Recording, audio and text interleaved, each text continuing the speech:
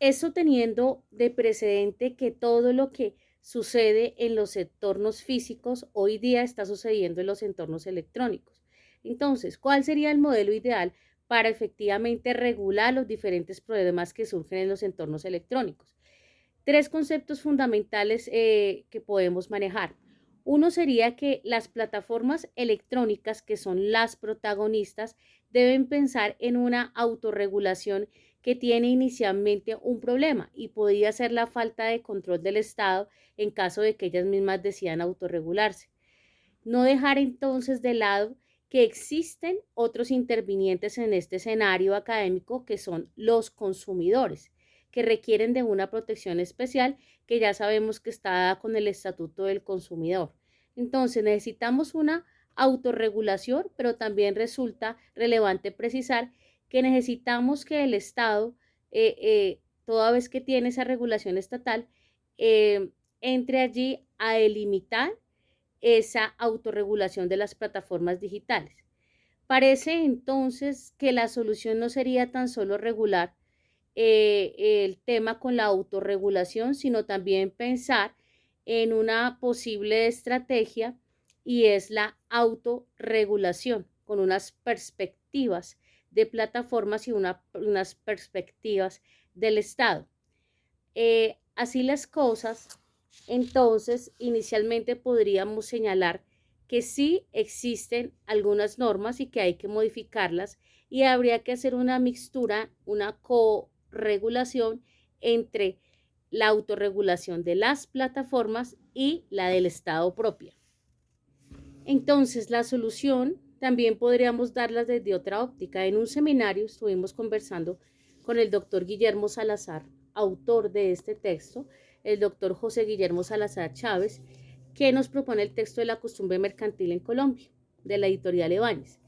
En este texto, él nos propone el tema de la costumbre cuando existen vacíos en la regulación mercantil, civil, inclusive en la regulación internacional que nosotros ya conocemos. Entonces, para este tema del derecho electrónico y de las plataformas, en una conversación que sostuvimos, la posible solución, aparte de la corregulación, también podría ser entrarnos o adentrarnos al estudio de regular todos estos actos que no se encuentran regulados por la costumbre mercantil y podrían, le sugeriría este texto si está a su bien, tenerlo y leerlo, La costumbre mercantil en Colombia, y allí pueden encontrar unas opciones históricas de las fuentes de la costumbre mercantil y aparte de ello una actualización de la costumbre mercantil y su relación con el derecho privado y con todas esas relaciones contractuales y mercantiles que ustedes pueden tener.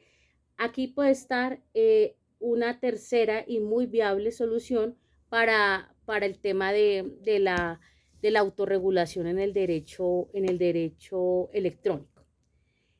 También en las normas internacionales tenemos que hablar de la historia y esto es, en la autorregulación se tiene en cuenta del origen de esta regulación, de esta autorregulación.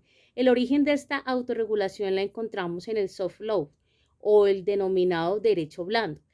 El soft law o derecho blando, precisemos que entendemos que son normas no jurídicas ni morales que están formuladas como principios. Son reglas o parámetros que son de carácter técnico, vienen efectivamente emanadas de autoridades públicas o de autoridades privadas y son tendientes a orientar o a conducir o las conductas de las personas y de los estados. Así, con este soft law podemos hablar en el derecho electrónico que hay para estas normas, la adhesión a estas normas es de carácter voluntario, es de carácter voluntario. Y sobre ellas, los particulares y los jueces o los árbitros no están obligados a seguirlas. Ejemplo de ello en los contratos, las cláusulas compromisorias, cuando dentro de los mismos se señala que se va efectivamente a dar aplicación a esta normatividad.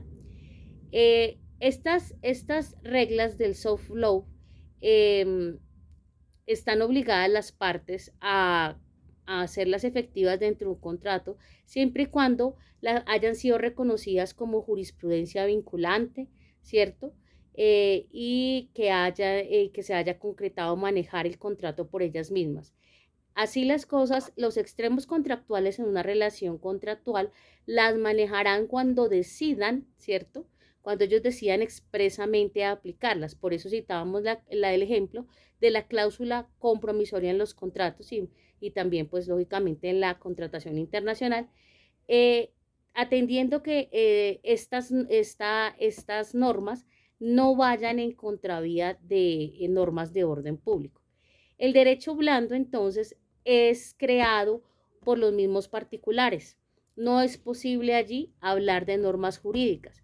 Constituirían justamente estas normas de derecho blando, en el caso del derecho electrónico y el derecho tecnológico, los mismos abogados dentro de los contratos realizados en las plataformas electrónicas o en los entornos electrónicos. Precisemos entonces, estudiantes de derecho, en principio las normas de derecho blando no son vinculantes, son códigos de conducta. Posteriormente son vinculantes únicamente cuando las partes dentro de un contrato aceptan efectivamente y expresamente su carácter de vinculante dentro del mismo. Asimismo, para la regulación del derecho electrónico, deben por favor consultar la siguiente norma, la Ley 527 de 1999. Principalmente hacer énfasis en este momento en el principio de equivalencia funcional dentro de esta norma, que trata acerca de darle el mismo valor jurídico o los mismos efectos jurídicos a aquellos actos del comercio electrónico en el mundo digital, puntualmente con el tema que estamos tratando. Asimismo, esta norma 527 de 1999 nos habla sobre la base fundamental sobre la que se construye el comercio electrónico. También gobierna cada una de las actuaciones que se desarrollan en las plataformas electrónicas. De hecho, esta norma, a pesar de ser del año 99, era muy consultada solamente en el tema de la firma electrónica. Hoy día, con el avance y con el comercio digital y todo esto que ustedes saben que ocasionó el comercio por el tema de la pandemia, entonces estamos manejando y asistiendo a una operatividad de estas normas que están allí y que pues de pronto no se habían hecho muy vigentes en su aplicabilidad, pero fíjese usted que existían. El derecho electrónico estaba arreglado desde muchos años antes, pero en este momento se están retomando y son de mucha utilidad porque son normas vigentes, como la que les cito, la 527 de 1999, que deben abordar en estos temas de derecho electrónico.